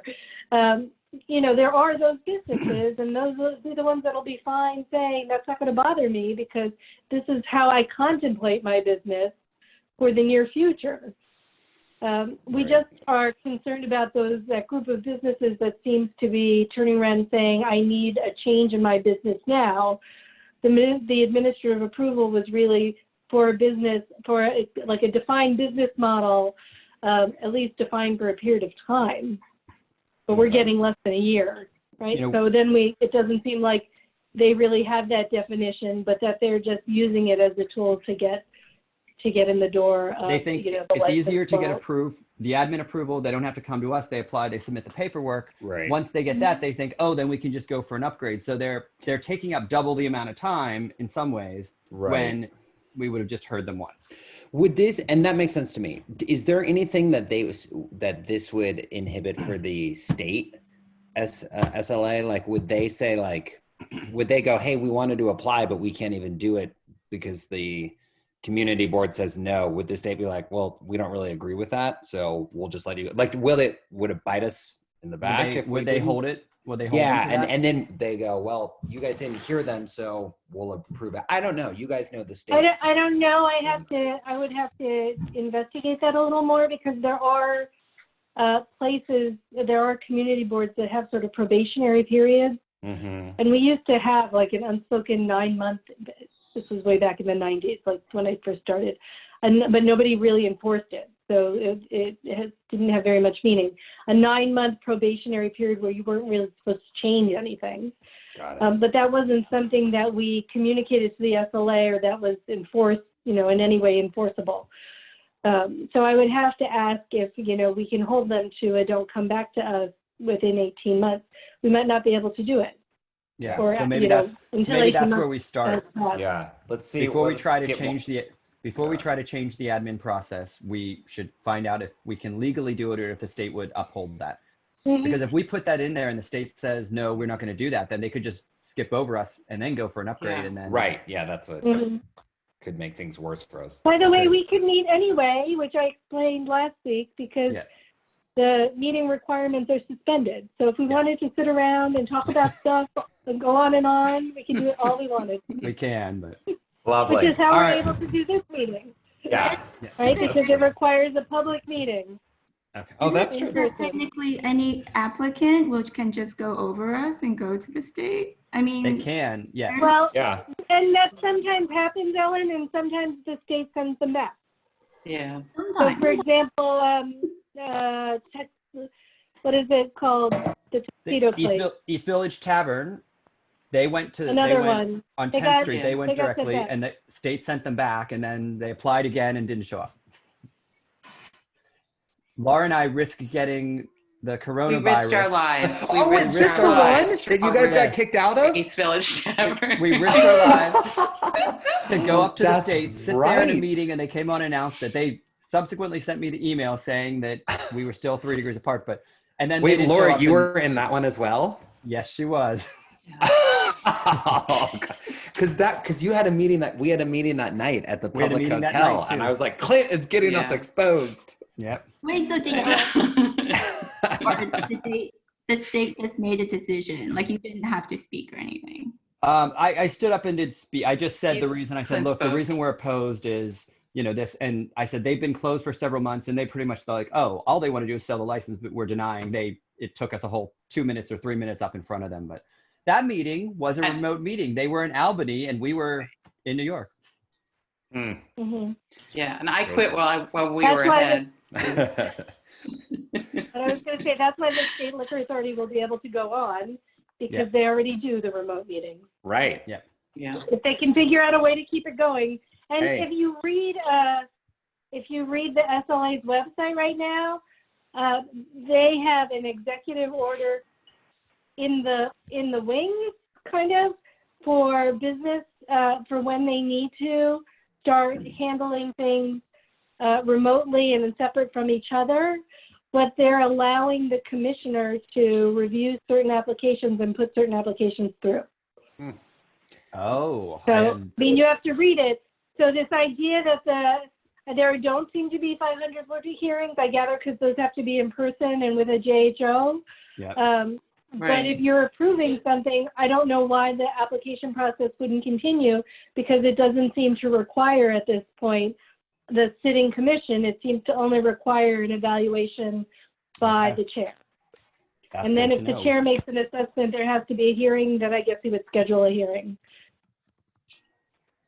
But that's my reading of what the SLA website says, because I, was curious to see if they had any COVID-related directives that they were sending out to people or posting for people. Yeah. And I do know a lot of people are saying different things about what's happening with the licensing process, that it's stymied, that applicants don't want to engage in it, which hasn't been my experience. So, you know, where things have been, where things have been withdrawn, it's their moment. Be based on this, unless somebody just happens to find themselves like Clint, the person Clint's been talking to for the block, from the Block Association, the business applicant. You know, they happen to find themselves stuck in another state, you know, with family members. That seems to be what might be an impediment, rather than, I don't know what's going to happen, I don't want to try. I haven't been getting that. Yeah. All right, I have to go eat because I'm starving to death. Speaking of restaurants that aren't open My anymore. cat is starving. You saw her. She's here trying to tell me I should hang up the phone. There you go. All right. I just sent you what So I- Ellen, Bye, send Jesse. this to Oh, me wait. in the morning. Wait, so we need to adjourn. Yeah, I'll send it to you in the morning. Motion to adjourn. We have to do a motion to Oh. adjourn, Do and I need Ellen this? is going to send me the stipulation and the 2 change orders in the morning in an email. Clint, can you send me the minutes? No, Jesse did the minutes. I did the minutes. Oh, Jesse I'll did send you the minutes. minutes. Jesse, Yeah. can you send me the minutes? Yes, I Okay. can. And then I will send them out to the attorneys tomorrow. Okay. Laura. And now we have a motion to adjourn. Thank you all. Motion to adjourn. But Laura, I have one thing for you. Did you see on EV Grieve that what's his name opened up the doors of Gusto House and was playing the piano on 4th Street? Yes. I didn't see it on EV Grieve, but he's been doing that. Oh, he's been doing that before, like opening up the front doors and playing for outside. I saw it on EV Grieve. I didn't. Oh, that's the guy He with has, his wife from Queens. He has the space next door that's actually a storefront that he's got all his pianos in, Okay. where he does like tunings and things. So it's not the space proper. Oh, okay. I kind of Know what thought I I mean? just saw it on EV Grieve, so I didn't. It's the storefront where he has all his pianos, and he does open the doors and play once in a while. Okay. But yeah, I got to check in with him. Well, and what Alex just said, what Susan has told us is that Jade withdrew her application for 235 and is not pursuing it. She did not Right. tell me that last time I talked to her. It was just kind of on hold because she was still in Florida, and so I don't have any more information other than Susan said it was withdrawn, but I don't know. Okay, good to know. He I'll also check said in. that 7 was withdrawn, East Houston, and this man who came said that as far as he knows, they're applying for next month. Yeah. So yeah, who knows? TBD. TBD, and who knows where we'll all be next month. So There you go. Okay. All right. Still sitting Bye, here. everyone. Thanks, Thank you. all. good Bye night. now. Have a Bye. good night, everybody. Motion to adjourn. Second. Approve. Second. Okay, that's everybody. Night. Even Bye now. Laura.